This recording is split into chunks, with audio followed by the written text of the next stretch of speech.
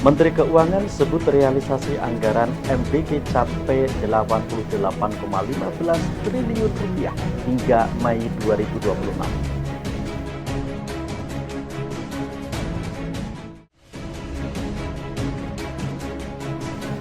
Wali Kota Solo apresiasi batik karya penyintas mental.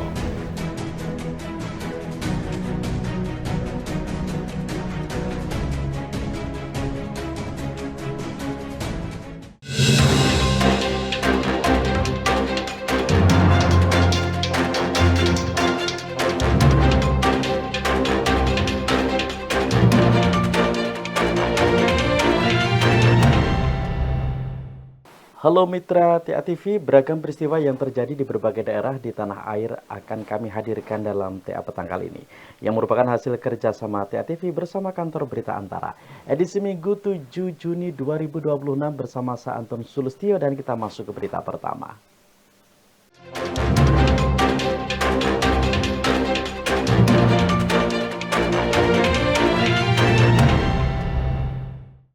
Menteri Keuangan Purbaya Yudi Sadewa mengatakan realisasi anggaran untuk program makan bergizi gratis atau MBG hingga Mei 2026 naik 17,53% atau mencapai 88,15 triliun rupiah jika dibandingkan dengan April 2026 sebesar 75 triliun rupiah.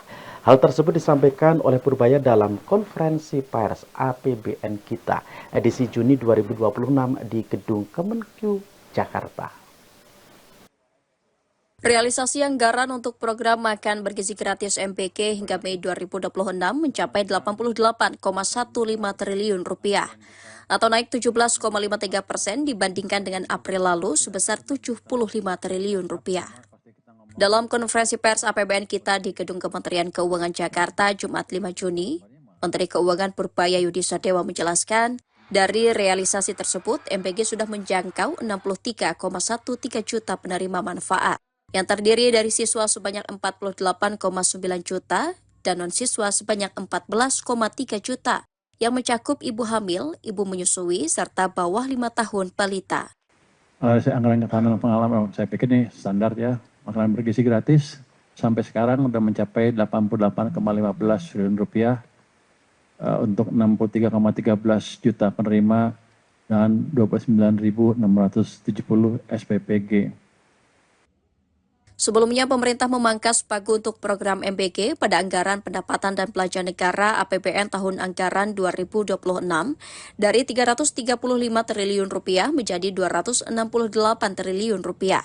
Pemangkasan tersebut merupakan instruksi Presiden Prabowo Subianto guna memastikan dana program MBG dikelola dengan lebih efisien. Dari Jakarta, Fra Augesti Ibnu Zaki, Kantor Berita Antara mewartakan.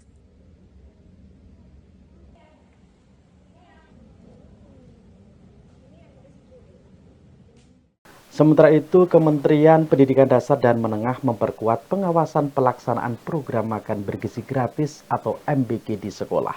Langkah ini dilakukan sebagai tindak lanjut arahan Presiden Prabowo Subianto untuk memastikan kualitas dan kelayakan menu yang diterima oleh siswa. Kementerian Pendidikan Dasar dan Menengah menindaklanjuti arahan Presiden Prabowo Subianto untuk memperkuat pengawasan program makan bergizi gratis atau MBG di sekolah.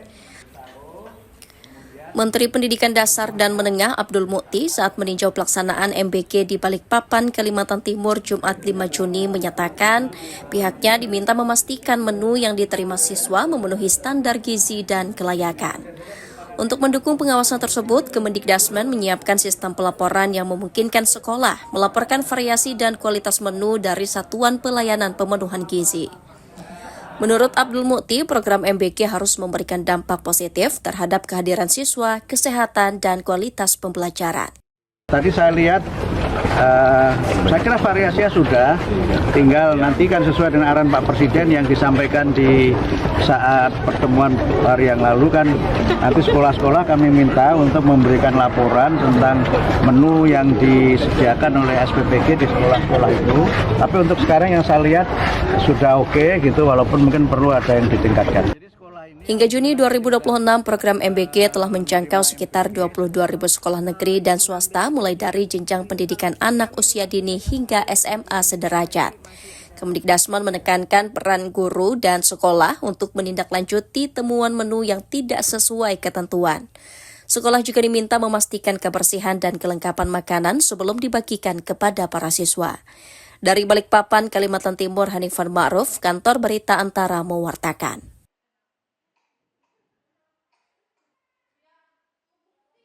Satgas MBG NTB dorong pemanfaatan kantin sekolah. Informasinya hadir sesaat lagi usai jeda. Berikut tetap bersama TA Petang.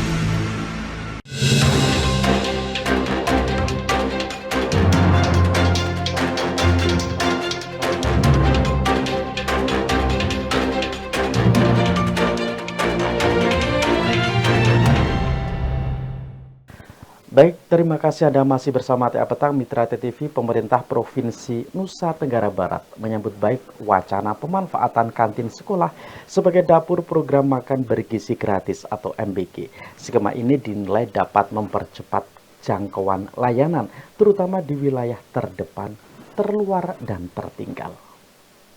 Pemerintah Provinsi Nusa Tenggara Barat menyambut baik wacana pemanfaatan kantin sekolah sebagai satuan pelayanan pemenuhan gizi atau SPPG. Opsi yang diusulkan Badan Gizi Nasional ini dinilai dapat mempercepat pelaksanaan program makan bergizi gratis, terutama di wilayah terdepan, terluar, dan tertinggal atau 3T. Ketua Satuan Tugas MBG Provinsi NTB Fatul Gani Jumat 5 Juni menyatakan pemanfaatan kantin sekolah dapat membuat pelaksanaan program lebih efektif dan efisien. Selain mempercepat jangkauan layanan, skema ini juga dinilai dapat mengurangi kebutuhan pembangunan dapur baru dengan anggaran negara. Meski demikian, Pemprov NTB masih menunggu petunjuk teknis dan petunjuk pelaksanaan dari pemerintah pusat terkait kebijakan tersebut. Baru statement kan, belum ada biasanya kalau sudah seperti itu kebijakan biasanya ditindaklanjuti dengan juknis supaya beban SPPG itu tidak terlalu berat. Kan itu prinsip pembagian penerima manfaat itu kan itu salah satu. Lebih lanjut, Fatul Gani mendorong sekolah untuk menjalin kemitraan dengan perusahaan di sekitar wilayahnya. Kolaborasi tersebut diharapkan dapat memanfaatkan dana tanggung jawab sosial perusahaan atau CSR untuk mendukung operasional dan pemodalan program MBG. Dari Mataram, Nusa Tenggara Barat, Kusnandar, Kantor Berita Antara mewartakan. Sebanyak 12 pelajar Kalimantan Utara berhasil lolos seleksi nasional Sekolah Garuda tahun ajaran 2026.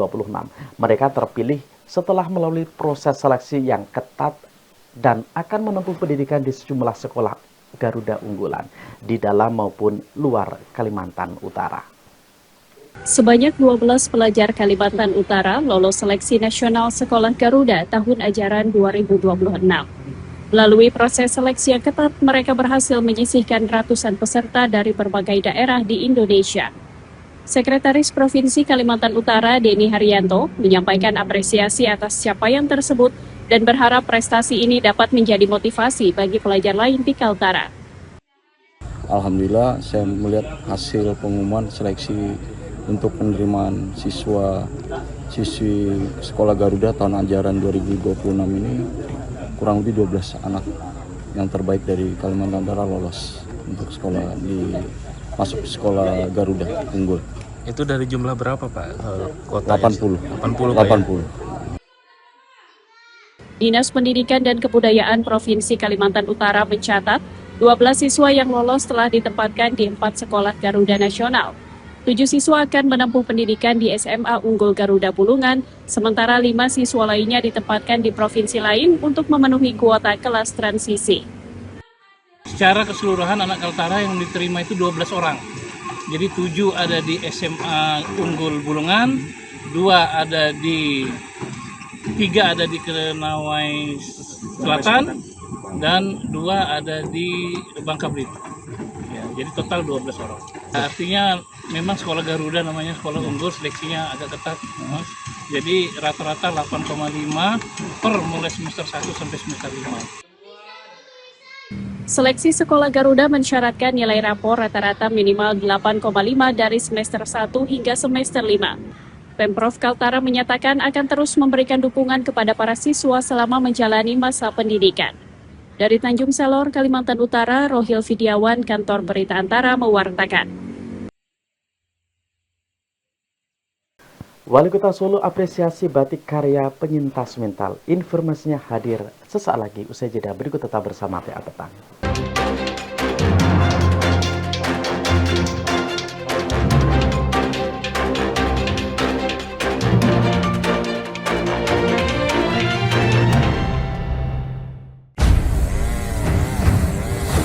Setiap detiknya, dunia kehilangan beberapa titik pohon di hutan. Manusia serakah membuat rusaknya ekosistem hutan sebagai penahan air. Banyaknya hutan yang rusak akan membuat penurunan kualitas oksigen di muka bumi ini. Kurangi konsumsi air, manfaatkan lahan kosong untuk penghijauan. Biasakan buang sampah pada tempatnya.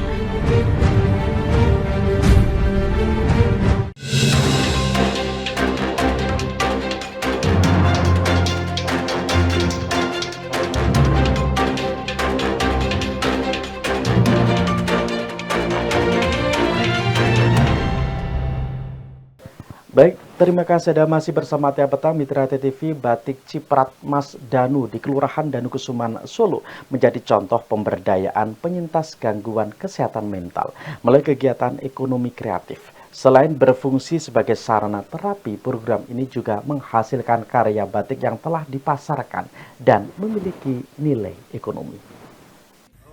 Wali Kota Solo Respati Ardi mengapresiasi program batik Ciprat Mas Danu di Kelurahan Danukusuman, Kecamatan Serengan, Kota Solo.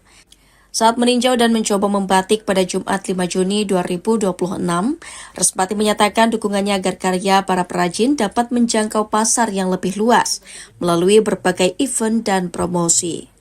Respati menilai batik Ciprat memiliki karakter yang unik dan tidak dapat ditiru karena lahir dari ekspresi personal masing-masing pembatik. Selain memiliki nilai ekonomi, kegiatan membatik juga menjadi sarana terapi dan pemberdayaan bagi para penyintas gangguan kesehatan mental. Respati juga mengapresiasi para relawan yang mendampingi peserta hingga mampu berkarya dan menghasilkan produk bernilai jual. Semangatnya dari para relawan ini yang saya luar biasa. Inisiatifnya untuk membantu bapak-bapak, membantu saudara-saudara kita bisa berkarya. Yang dulu berjuang untuk pulih, sekarang sangat bermakna menghasilkan suatu karya yang luar biasa. Dan saya rasa, saya tadi ada ide, Pak, bagi wisatawan yang membutuhkan aktivasi, yang membutuhkan kegiatan di sini. Kegiatan yang dimulai sejak pertengahan 2025 ini telah menghasilkan puluhan lembar kain batik yang dipasarkan melalui media sosial dan berbagai event. Satu lembar batik Ciprat dijual dengan harga sekitar Rp150.000. Pendampingan itu Ya pendampingan, kita dampingi. Mereka kan nggak mau mikir ini aku kulaan piro, dijual piro, nggak mau mikir. Jadi kita sistemnya adalah memberikan mereka kayak upah gitu Mas ya, upah per kain, uang untuk pembuatan itu, dan kita profesional. Jadi mereka bisa bikin satu hari berapa, dan kita beratkan berapa. Nanti untuk pemasaran kita hasil dari apa yang laku itu kita kembangkan lagi untuk pembelian bahan lagi untuk mereka. Senang. Senangnya kenapa? Ada aktivitas. Sejak kapan Bu ini? Hampir 2 bulan. Hampir 2 bulan. 2 bulan lebih. Sedikit. 2 bulan itu sudah menghasilkan berapa kali, mungkin berapa lembar? Banyak. Berapa ya? Hampir 30 kali. Itu sudah bisa terjual atau gimana, Bu? Hampir terjual semua. Batik Ciprat Mas Danu merupakan program pemberdayaan yang digagas Kelurahan Danu Kusuman untuk memberikan ruang produktif bagi para penyintas gangguan kesehatan mental. Melalui kegiatan membatik, para peserta tidak hanya menjalani proses pemulihan, tetapi juga memiliki kesempatan meningkatkan kemandirian dan kesejahteraan ekonomi. Dari Solo, Jawa Tengah, Denik Apriani, Kantor Berita Antara mewartakan.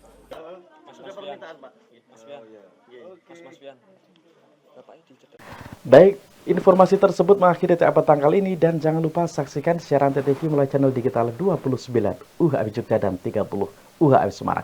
Sampai jumpa, TA TV mantap masa kini dan tak berbudaya.